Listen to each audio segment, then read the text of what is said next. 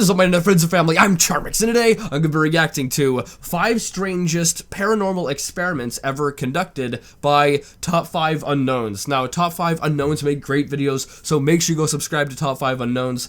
And yeah, with that being said, hope you like this video. The original link's in the description. And with that being said, let's begin.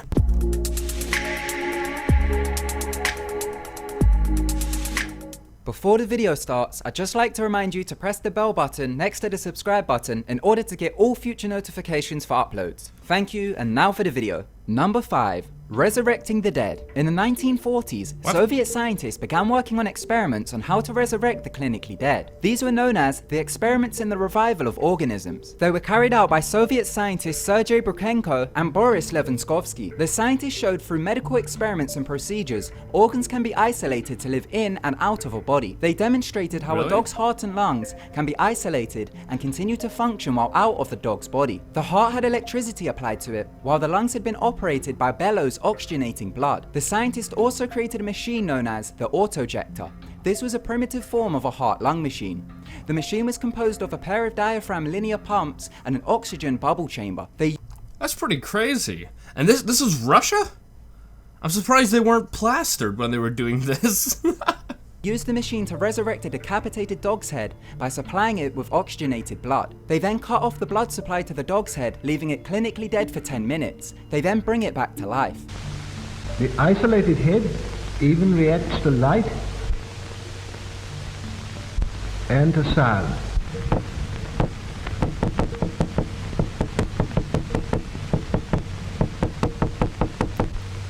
Is it actually like alive? Because I thought if a brain goes like, you know, for like 10 minutes or whatever without oxygen, it like dies, or, you know, there's like a lot of brain damage that occurs. So is this dog actually functioning as a dog, or is it just getting, you know, like blood pumped in it and then having like electricity put in it, and it's just, you know, it's not really like the brain working?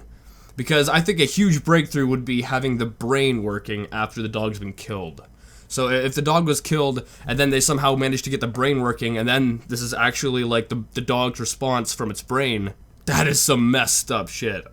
Also, if this is first on the list, is this gonna be like the weirdest thing possible on here, or is it gonna get worse? Because I don't see how it could get stranger than this.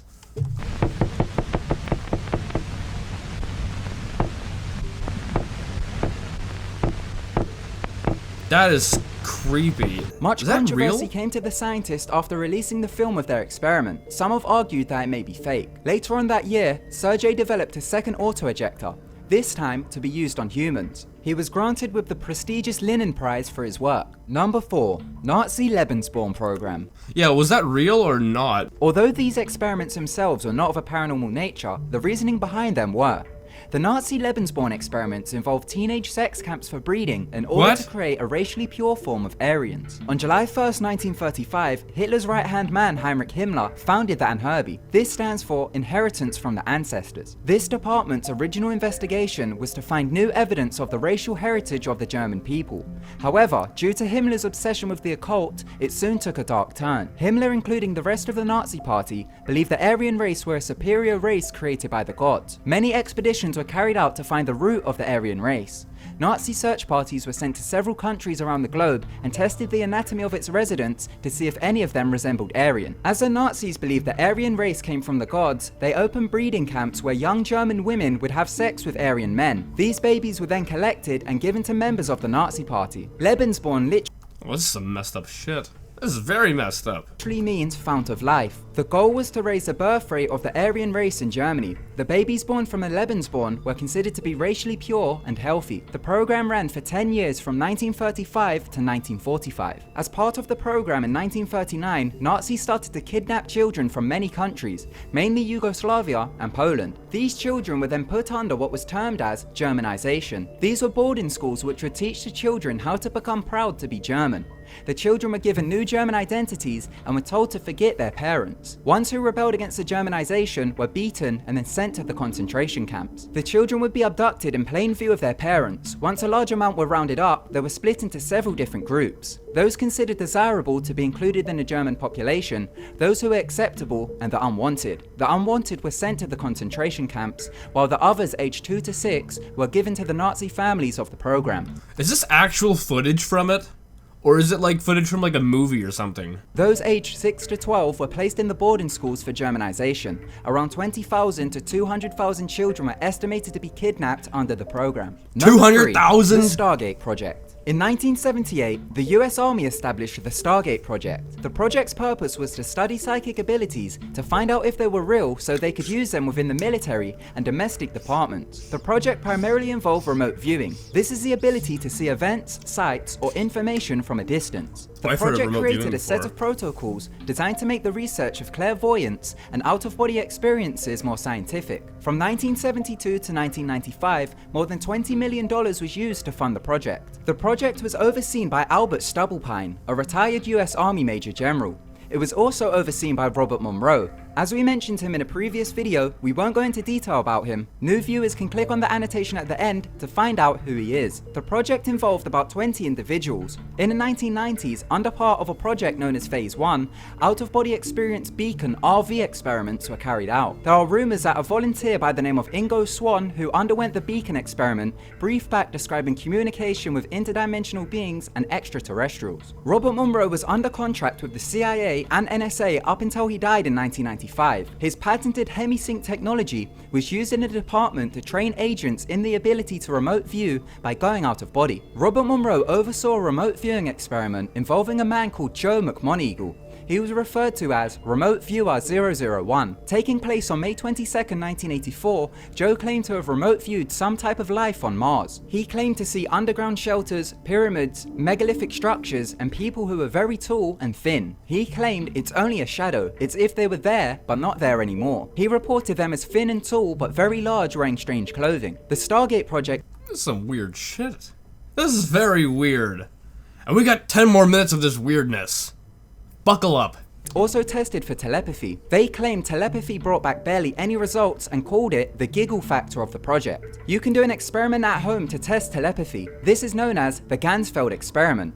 The experiment involves several people, a receiver, a sender, and the experimenter who records the results. You also need ping pong balls and a red light. The receiver must place each half of a cut ping pong ball over their eyes while in view of a red light. Staying there for 30 minutes will make the receiver go into a mild sensory deprivation. While in a separate room, the sender will think of an object, trying to send it mentally to the receiver. The receiver will then say out loud whatever comes to their mind while the experimenter writes it down and checks the results. Project Stargate was terminated and declassified in 1995. The movie The Men Who Stare at Goats was based on the project. Number 2. Men Who Stare at Goats? That's a movie? That was a weird one. That was a weird one. At the beginning, how I said, I don't think it can get weirder than this. It did. Aleister Crowley Abramelin Rituals. Aleister Crowley was an English occultist, ceremonial magician, poet, novelist, and painter. Aleister began to practice magic as he saw it as a technique to make contact with spiritual entities for the purpose of expanding human consciousness onto a cosmic plane. In 1889, Crowley decided he wanted to attempt an ancient summoning ritual from the Book of Sacred Magic of Abramelin the Mage. This ceremony takes about 6 months to a year for completion. Abramelin magic was introduced to Western literature in the 15th century. This ceremony is used to evoke good and angelic forces in order to overcome dark forces. Crowley claimed one must have a house where proper precautions against disturbances can be taken. This being arranged, there is really nothing to do but to aspire with the increasing fervor and concentration for 6 months towards the obtaining of the knowledge and conversation of the holy guardian angel. He also called this guardian angel his higher self and inner genius. During the ritual, Crowley intended to evoke what he called the Lords of Darkness. During the 6 months once conjured, he would compel them to serve the forces of good, a process which would cause him to come in contact with the higher self who would guide Crowley into enlightenment. Crowley found an ideal location to perform the ritual. This was called the Boleskine House. It was located on the shores of the Loch Ness in Scotland. Crowley surrounded the— I've heard of this guy before, but I was not aware of the shit that he was into. I just thought he was like, I don't know, I thought he like murdered people or something. Residents with river sand. He done this so he could see the progress of conjuring the four Lords of Darkness, as he claimed prints were visible after several sessions, making him believe he was successful. Just a few days after the ritual started, Crowley started to notice bizarre ongoings in his surroundings. One day while Crowley was returning from the garden, he came across a Catholic priest in his house. The priest told Crowley that the property's gatekeeper had tried to murder his wife and children. After this, Crowley hired a local man for labor within the house. Crowley claimed the man started to act insane and attempted to murder him. Crowley also claimed a local butcher cut off his own hand while talking to Crowley. Although Crowley took notice of the signs, he continued with the ritual, asking for his friends and family not. Why would you continue doing this shit when, you know, all this weird stuff's going on around you? That's kind of like, a sign to say, stop it. Stop it. Stop it. Not to contact him. Crowley cut the ritual short and never finished it, as his friend had asked for his assistance in Paris. The next several owners of the house had bad luck. One was a British film star by the name of George Sanders. He tried to build a pig farm on the property, but the venture failed. His partner was sent to prison and the pig starved to death. Another owner was a former army major who committed suicide in Crowley's old bedroom. He was found with a dog chewing on parts of his skull. In December of 2015, the house caught fire and remains ruinous. Number 1. Nazi. That was a weird one. That was a very weird one. Also, we're on number 1 right now, and there's like half of the video left. Why is number 1 so long? UFOs. Under that and Herbie, expeditions were made to New Swabia, Antarctica. While there, it's speculated that the Nazis found more than what they were looking for, and it soon became a base for secret Nazi spacecraft technology. On August 26, 1946, the US military officially launched Operation High Jump. This was an expedition to New Swabia, Antarctica. This was led by Admiral Richard Byrd, along with close to 5,000 troops, 13 ships, and 33 aircrafts. According to the US Navy, Operation High Jump's objectives were to train personnel and test equipment in frigid conditions, to investigate possible future base locations, and to develop techniques in order to utilize, maintain, and establish air bases on ice. While there, Admiral Byrd was allegedly attacked by what was described as flying saucers. He later made a statement saying, the US should adopt measures of protection against the possibility of an invasion of the country by hostile planes coming from the polar region. He claimed he wasn't trying to scare the public, but in case of a new war, the US could be attacked by objects which could fly from pole to pole at incredible speeds. Why is he playing World War II footage in the background? That has nothing to do with this. That's very weird. Oh crap, I skipped forward. Said, I have to warn my compatriots that the time has ended when we were able to take refuge in our isolation and rely certainly that the distances, the ocean, and the poles were a guarantee of safety. As the attack remains shrouded in mystery, it's unclear as to what he and his unit were attacked by. Shortly after the alleged attack, the boat involved by the name of the USS Pine Island went missing from the military registry. It was found out later that it had been scrapped in the 1970s. The Nazi Party had made expeditions previous to the US. Their secret expedition began on December 17, 1938. A Nazi expedition party left Hamburg, setting sail for New Swabia, Antarctica. The reason for the expedition was to investigate the area for potential whale fat and to search for suitable base locations. Once they arrived, over a 3-week period, German pilots covered the land in metal badges with swastikas on them. They claimed the land and named it New Swabia. This was named after the boat they arrived on. While there, the Nazis supposedly came across underground caverns which held warm water pools. The Nazis allegedly founded a base called Base 211. While exploring the caverns, the Nazis either came across alien technology and reversed engineered it. Alright, I'm confused with what's going on right now. So, I thought that the US Army was there. Is this like, so the German Army did the exact same thing? Or worse, they came across an underground civilization of aliens. This isn't the only time underground alien bases have been spoke of. Phil Schneider, a former US government geologist and engineer, had over 17 years of experience working on classified government projects. He was involved with inventing shape-charged explosives to construct underground military bases. He carries a level 3 security clearance. Phil claimed, as of 1995, there are 131 underground military bases in the US and 1,477 bases worldwide.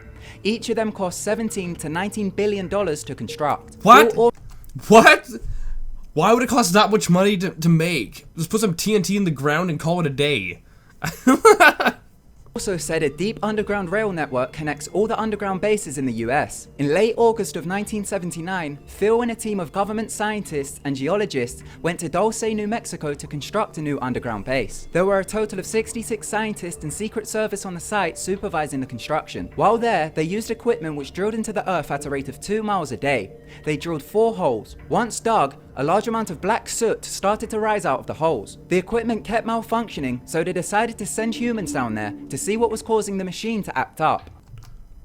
Why would you send humans down there if black smoke is coming out? What? What kind of idiot would go down there? I mean, that can't be healthy for you. Phil and several others went into the holes to find out what was causing the problem. He claimed as he went down, he saw a 7-foot alien grey, claiming its stench was unbearable. He managed to kill 2 of them by shooting them with a pistol.